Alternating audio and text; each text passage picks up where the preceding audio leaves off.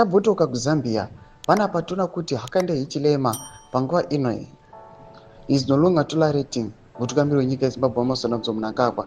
Takazviona zvichiitika again kuSouth Africa. Tiona kuti citizens pamwechete nemanurses vachichesa away maZimbabweans vachiti no, get away of our country, noda kwokuti Mnangagwa is not paying us anything. Panguva ino toona kuti kuZambia zvoitika zvekare. Toona kuti mutungamiri wenyika yeZimbabwe okonzeresa chaos muSouthern Africa. Vanhu voya vachimusvipa panguva ino nokuda kwecorruption. Don't subscribe or like or turn the bell icon. Tinda pa BBC mposta this video ramuri kuona vanyazoratidza kuti pane chaos pachirundu border post. Unonyora chiri checkpoint.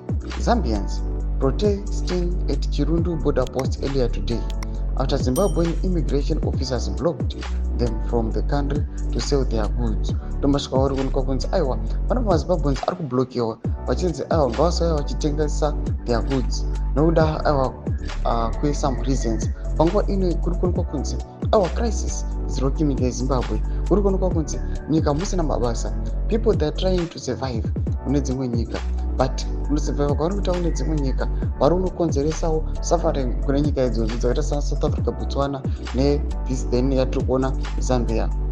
Vatiri kuona kuti zvagara matensions anga aripo pakati peZimbabwe neZambia, pakati pemutungamiri wenyika yeZimbabwe Emmerson Mnangagwa naHakainde Hichilema anga agara ari very tight. Vanhu vakawaona since last year pama-issues eSADC summit and the likes. Munyatso kuona kuti panga pane tension vari kunzeresa kuti Hakainde Hichilema asatouya physically nyika yeZimbabwe.